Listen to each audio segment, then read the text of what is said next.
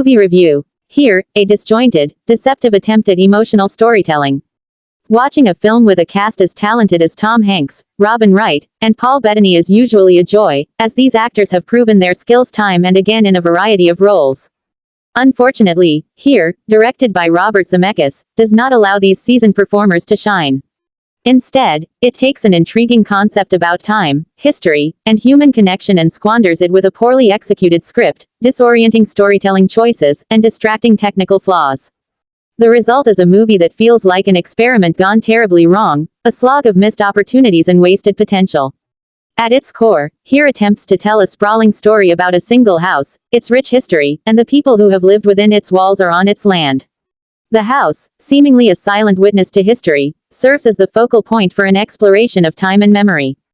The narrative spans across different periods of time, with the house acting as a sort of constant, observing the lives of Richard Tom Hanks and his family, his parents Paul Bettany, and Rose Kelly Riley, and his wife Margaret Robin Wright, as they live, love, and die. It's a grand idea, and one that could have lent itself to a deeply emotional and meaningful exploration of life's fleeting nature. But the film never quite delivers on its promise. A bizarre de-aging gimmick that detracts from the story. One of the first things that strikes you about here is the film's use of de-aging technology, especially on Tom Hanks and Robin Wright. The idea of showing these characters at different stages in their lives is an interesting concept, but the execution leaves much to be desired. Watching a 68-year-old Tom Hanks with the face of an 18-year-old, yet still hearing his familiar voice, is unsettling. It creates a jarring disconnect that takes you out of the story almost immediately. The de-aging effect isn't seamless, and instead of enhancing the narrative, it becomes a distraction that never quite lets you forget you're watching a visual trick. At times, it feels as though the characters are trapped in a digital purgatory, unable to fully live within the world they're supposed to inhabit. This visual disconnect only adds to the confusion of a film that's already struggling to maintain a sense of coherence. A script that fails to deliver emotion and depth. The heart of here should have been its characters, their lives, their struggles, and their connections to each other and to the house. But the script, written by Eric Roth and Robert Zemeckis, adapted from Richard Maguire's graphic novel, undermines these efforts at every turn. The dialogue is stilted and often awkward, leaving the actors to do their best with material that doesn't support their talent. There are moments that are meant to be heartfelt or poignant, but they land with a thud. A particularly ridiculous scene involves a character suffering a heart attack, taking a few dramatic steps before collapsing in a manner that is so over the top that it borders on slapstick. This moment, which should have been emotionally charged, is unintentionally funny, highlighting the film's inability to take itself seriously when it most needs to. What's most frustrating about the script is how it rushes through the moments that could have been meaningful. Instead of allowing these scenes to breathe and giving the audience a chance to connect with the characters, the film jumps quickly from one time period to another, from one moment to the next, without giving the audience a chance to absorb what's happening. This lack of pacing and emotional depth makes it nearly impossible to care about the people we're supposed to be invested in. In a film that spans so much time and so many generations, we should feel something for the characters, but they remain flat and underdeveloped, leaving the audience to wonder why we should even care about their struggles and triumphs. The story is all over the place.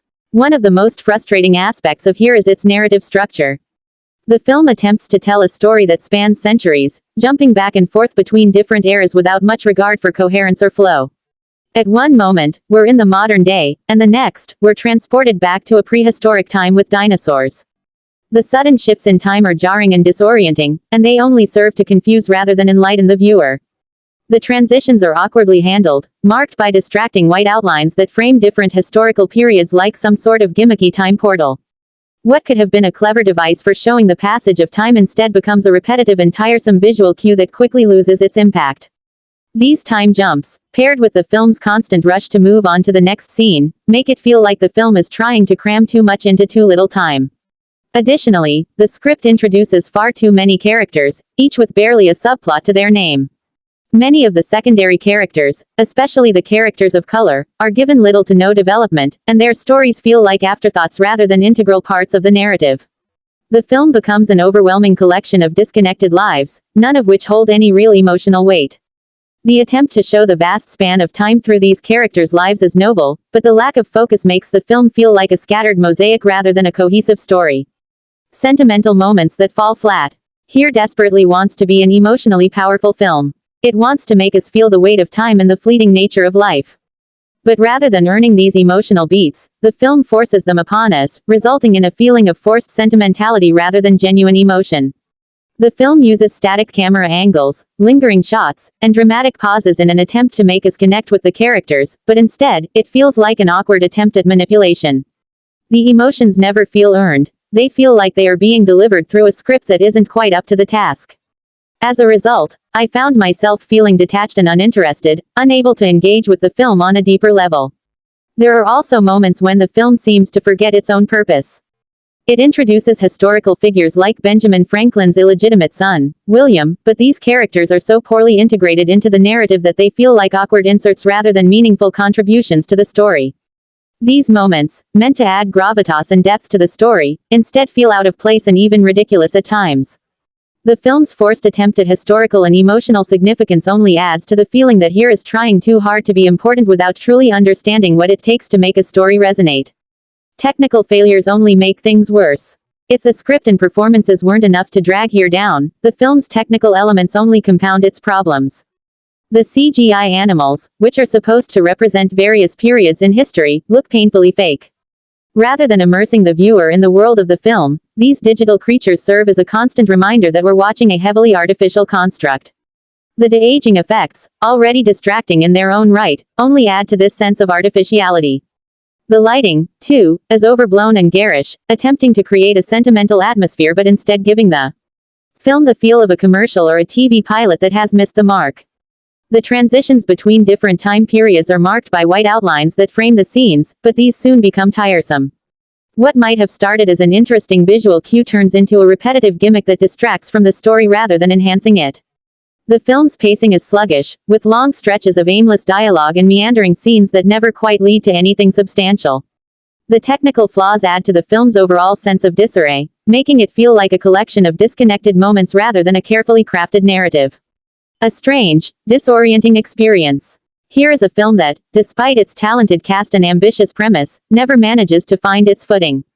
It's a strange, disorienting experience that tries to explore deep themes of time, loss, and connection but ultimately falls short at every turn. Zemeckis' attempt at something experimental results in a film that feels more like a failed experiment than a meaningful cinematic work. The story is all over the place, the characters are underdeveloped, and the technical elements only serve to distract from the emotional core the film tries to establish. Instead of being an emotionally stirring journey through time, here is a confusing, hollow, and ultimately unsatisfying film. It's the kind of movie that looks like it should be thought-provoking but never quite gets there.